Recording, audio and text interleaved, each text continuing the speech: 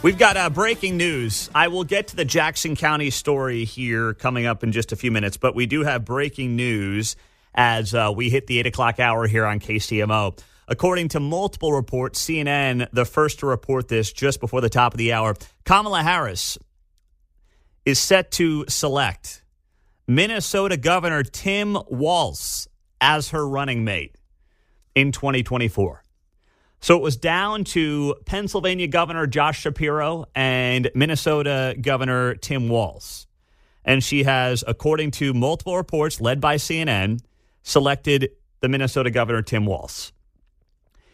If you want to see Donald Trump win, this is great news. Josh Shapiro was the much more concerning candidate. VPs usually don't decide elections in any meaningful way. But given the unique nature of what's gone on here the last few weeks in this country, especially on the Democratic side of the aisle, the VP selection for Kamala Harris could have actually made a difference. And picking a guy like Josh Shapiro in a key swing state who was much more appealing to moderate voters than Tim Walz would have been a sign to me that Kamala Harris is more interested in winning than she is appealing her left-wing base. By making this decision, Tim Walz, who is a diehard progressive guy, and I've got multiple examples of that, by going with Tim Walz, there's two things going on here. First off, she's more concerned with the left-wing base than she is the moderate voter, because this guy is far more progressive than Shapiro. And on top of that, it tells me that they think they can beat Donald Trump without having to appeal to moderates.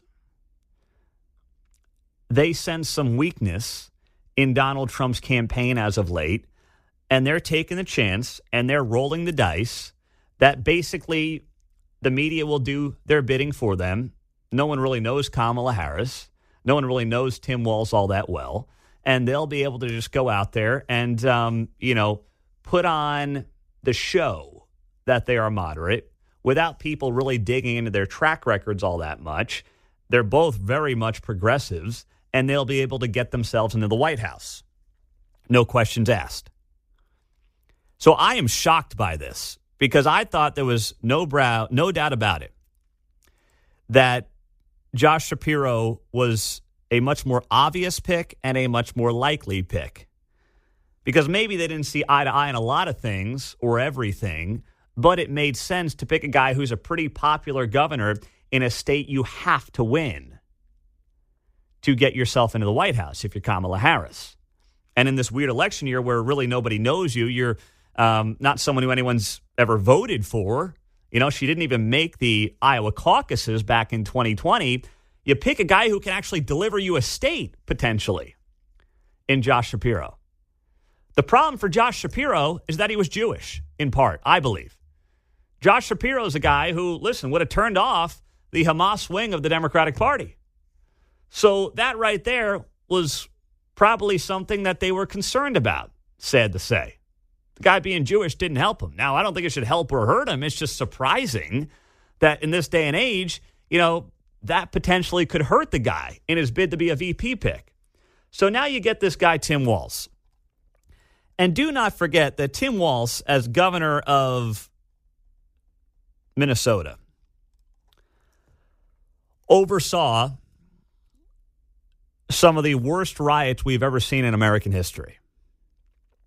I just shared this I will share it momentarily on my X account.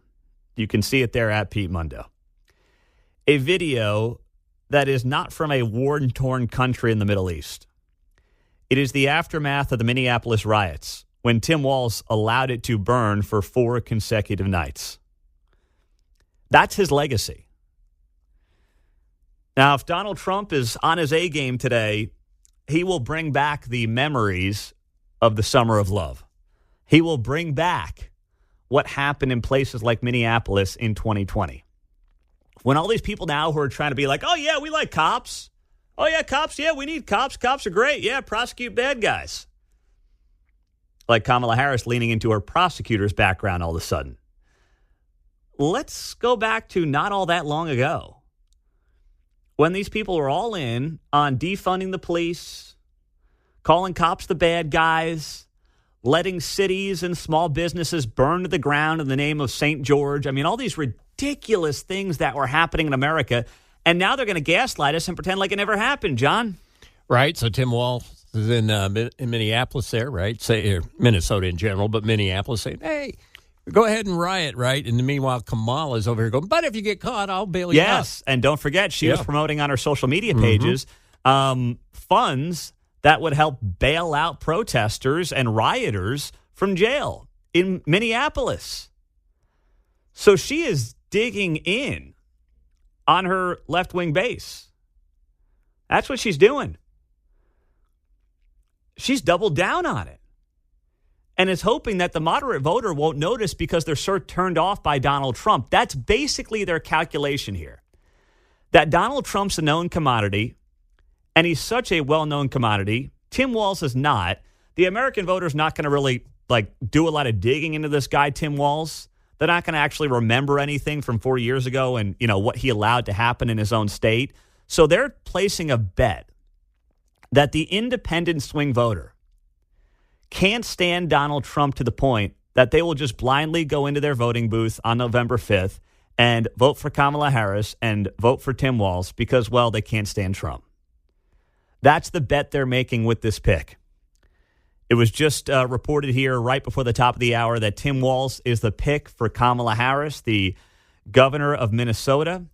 And this clip from CNN talking about Tim Walz. Here he was while Donald Trump was in office talking about the border. Democrats need to do is acknowledge, and he has ginned up fear, but our border can work better. There's no reason someone seeking asylum, which we will always be a guiding light for, shouldn't have to wait 7 years to have that adjudicated. That's why this bill would have made it 90 days and people either got it or they were removed. And I think seeing a plan that's out there, talking about it with folks, knowing that he's not going to do anything. He talks about this wall.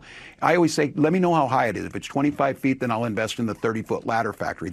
If it's 25 feet, I'll invest in the 30-foot ladder factory. That's what Tim Walz said on CNN when Trump wanted to build a border wall.